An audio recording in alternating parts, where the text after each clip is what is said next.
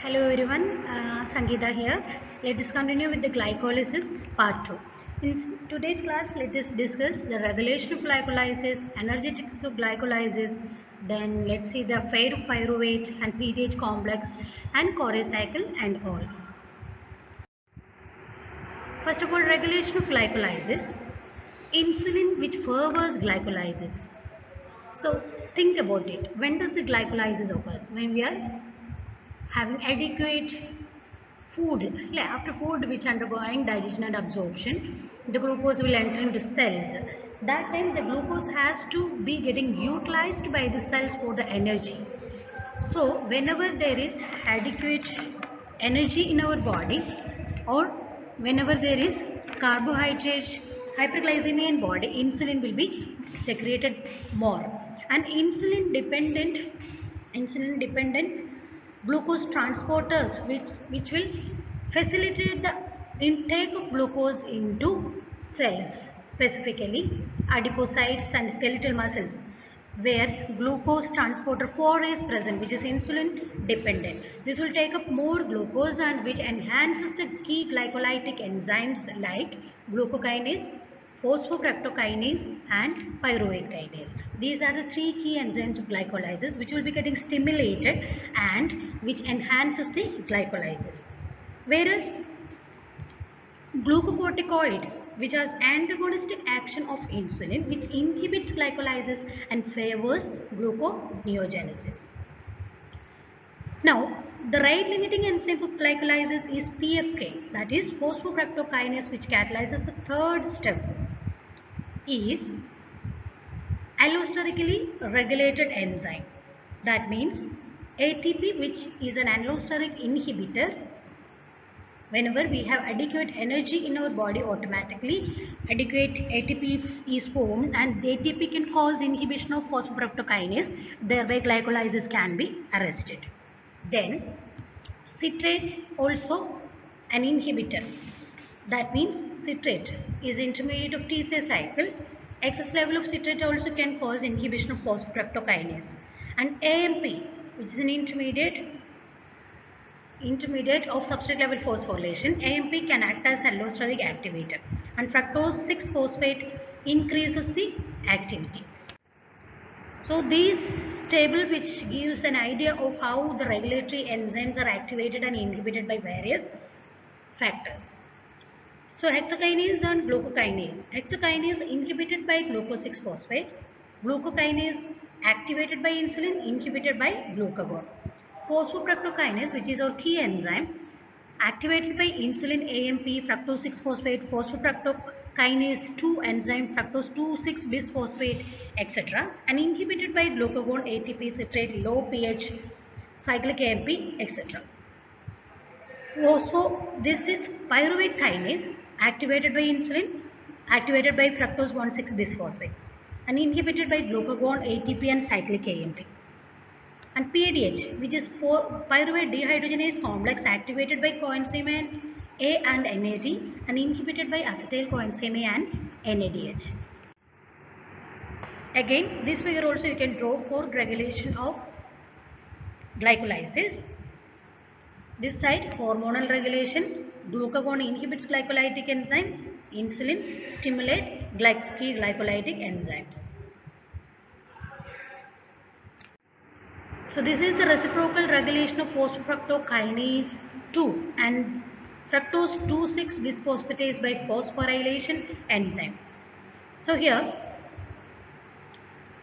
glycolysis is favored by phosphofructokinase 2 enzyme. So in this reaction, fructose 6 phosphate undergoing a phosphorylation reaction by phosphofructokinase 2 isoenzyme, hydrolysis of ATP to ADP occurs, and this leads to the formation of fructose 2,6 bisphosphate, that is an activator of phosphofructokinase 1, which is the key enzyme of one of the rate limiting enzyme of glycolysis. That enzyme causes the enhancement of glycolysis by conversion of fructose 6 phosphate to fructose 1,6 phosphate, and the remaining steps will be activated.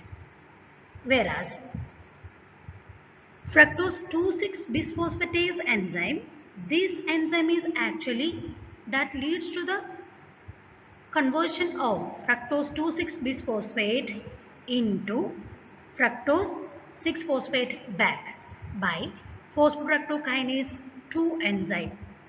Phosphofructokinase 2 enzyme, and that causes conversion of fructose 6-phosphate into glucose through gluconeogenesis, and also fructose 2,6-bisphosphate can inhibit fructose 1,6-bisphosphatase enzyme. Okay, so thereby this is overall about the regulation of glycolysis. Pyruvate kinase phosphorylated form is inactive and pyruvate kinase dephosphorylated form is active. So dephosphorylated form glycolysis favored and phosphorylated form glycolysis inhibited. This is also reaction similar to phosphofructokinase 2. Now regarding the energetics or energy production of glycolysis, both aerobic condition and under anaerobic condition. So energetic means it is the energy yield per molecule of glucose in the glycolytic pathway under various condition, or how many number of ATP is generated. So the first phase was a preparatory phase or payoff stage where hexokinase and phosphoruptokinase utilize 1 molecule of ATP. Then 1,3-bisphosphoglycerate kinase, it is a substrate level phosphorylation. It leads to synthesis of 2 molecule of ATP because 2 molecule of 1,2-bisphosphoglycerate reaction occurs here. Then pyruvate kinase, again another substrate level phosphorylation, leads to synthesis of 2 ATP, 2 plus 2, 4 ATP, and we have to subtract the first 2 which initially utilized. So only 2 ATP is generated during anaerobic condition. So what is the difference between aerobic and anaerobic? You can see here, in aerobic glycolysis, additionally an oxidative phosphorylation occurs in the glyceraldehyde 3-phosphate dehydrogenase reaction. 2 molecule of NADH is generated. This NADH will enter into ETC, and one NADH in ETC can generate 2.5 ATP. So 2 molecule of NADH means 5 ATP can be generated. So 5 plus 4, 9, 9 minus 2, 7 ATP is generated overall in aerobic condition. And the complete oxidation of glucose can yield 32 ATP. How means? The net generation of aerobic glycolysis is 7. Generation in pyruvate dehydrogenase. That means here the pyruvate is not standing there. The pyruvate has to undergoing complete oxidation. So pyruvate by PDH complex will be converted into acetyl coenzyme. In that reaction, 5 ATP is generated. Then this acetyl coenzyme A enter into TCA cycle. One TCA cycle can yield 10 ATP. So 2 molecule of pyruvate can yield 20 ATP. So 2 plus 20 plus 5, 25 plus 7, 32 ATP overall. That means the complete oxidation of 1 molecule of glucose can yield 32 ATPs. But don't mistaken, during aerobic glycolysis and anaerobic glycolysis, you have to write only those two tables. When suppose the question asks for complete oxidation only, you are supposed to write 32. Now let's move to the Cori cycle. What is the importance of Cori cycle? Cori cycle is actually which explains the conversion of pyruvate into lactate in actively contracting muscles which has lack of oxygen. In muscles which will be converted into lactate, and this lactate will be reconverted into glucose in liver by gluconeogenesis, which explains the efficient utilization of lactate, that is Cori cycle. So that is the definition. So Cori cycle you can see, remember, which occurs in actively contracting muscle where anaerobic glycolysis occurs. Pyruvate will be reduced to lactate immediately. This lactate, if it is not efficiently utilized immediately, which can cause lactic acidosis, muscle cramps, etc. So our body has a mechanism that during fasting condition, This lactate can enter into liver through blood and can be reconverted into pyruvate by same lactate dehydrogenase enzyme which is present in liver, and this pyruvate can act as one of the substrate for the gluconeogenesis. Next is Rappaport-Lubering cycle or BPG shunt in RBCs. Again, another important part related to glycolysis. This Rappaport-Lubering cycle is also known as BPG shunt, bisphosphoglycerate shunt. Here, 1,3-bisphosphoglycerate, that is one of the intermediate of the byproduct of fructose 1,6-bisphosphate hydrolysis. This 1,3-bisphosphoglycerate by mutase enzyme converted into 2,3-bisphosphoglycerate. This occurs in erythrocyte.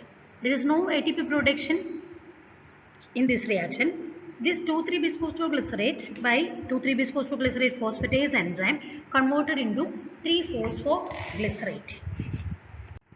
The significance of this bisphosphoglycerate is that BPG is that 2,3-BPG combines with the hemoglobin and reduces the affinity towards oxygen.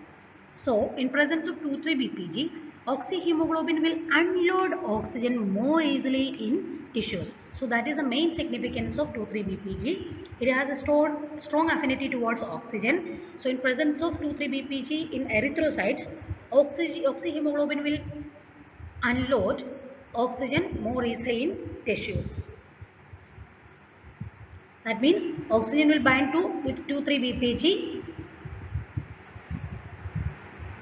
So it will be easy to dissociate from the hemoglobin and can utilized by the erythrocytes, which is present in the erythrocytes. So under hypoxic condition, 2,3-BPG concentration in the RBC increases, favoring the release of oxygen to the tissues even when partial pressure of oxygen is low. Compensatory increase in 2,3-BPG in high altitudes favors oxygen dissociation. BPG is increased in fetal circulation. So in this part there is no ATP is generated. So this is one of the important point, 2,3-BPG shunt or Rappaport-Lubering shunt, that its significance. Now the metabolic fate of pyruvate. Under aerobic conditions, pyruvate is converted to acetyl-CoA, which enters a TCA cycle to be oxidized to carbon dioxide. ATP is generated and glycolysis takes place in cytoplasm. So pyruvate is generated in cytoplasm. This is transported to mitochondria by pyruvate transporter protein. So this is the fate of pyruvate overall. So pyruvate by oxidative decarboxylation, that is this thing, PDH reaction, it will be oxidized into acetyl coenzyme, that is one fate. By lactate dehydrogenase enzyme it can be converted into lactate, then by transamination it can be undergoing alanine, then by pyruvate carboxylase enzyme it can be converted to oxaloacetate, one of the intermediate of gluconeogenesis. Then oxaloacetate can be converted to malate by malate dehydrogenase enzyme and can enter into TCA cycle. Then oxaloacetate can undergoing transamination to form aspartic acid, or oxaloacetate can enter into gluconeogenesis. This is the fate of pyruvate. Glucose can be converted into glucose, but fat cannot be converted into glucose. Why? The reason is that PDH reaction is completely irreversible. Acetyl coenzyme cannot be converted back to pyruvate, whereas glucose can be converted into acetyl coenzyme, which is a precursor for fatty acid synthesis, cholesterol synthesis, etc. So that is why glucose can be converted into fatty acid. Now, PDH complex. PDH complex is the main enzyme which helps for the conversion of pyruvate to acetyl coenzyme, which consists of 3 enzymes and 5 coenzymes. Pyruvate decarboxylase, dihydrolipoyl transacetylase, dihydrolipoyl dehydrogenase, and the cofactors like thiamine pyrophosphate, lipoamide, coenzyme A, FAD, and NAD. This is the structure of lipoic acid. So this is the PDH complex reaction. Shortly, PDH reaction is leading to the conversion of pyruvate to acetyl coenzyme A, but it is a complex reaction which involves these many reactions. First of all, pyruvate undergoing oxidative decarboxylation by elimination of carbon dioxide, and pyruvate dehydrogenase enzyme which help for the conversion of uh, transfer of thymine pyrophosphate to pyruvate, and carbon dioxide is eliminated, and the intermediate is hydroxy ethyl thymine pyrophosphate.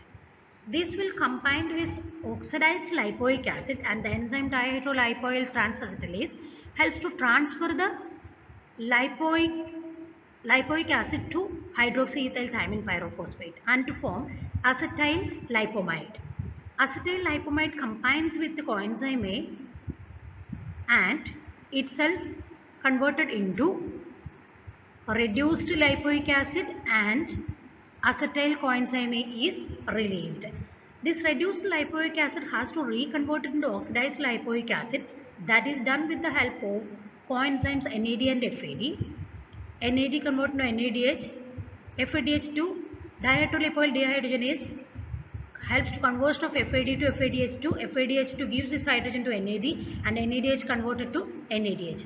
So overall, pyruvate to acetyl coenzyme A, it's a complex reaction which involves 5 enzymes and 3 enzymes and 5 coenzymes. So this is a simple reaction, pyruvate to acetyl coenzyme A, which is a completely irreversible reaction. So here, from one pyruvate molecule, 2.5 ATP is generated because one NADH is synthesized from conversion of one pyruvate to one acetyl coenzyme A molecule.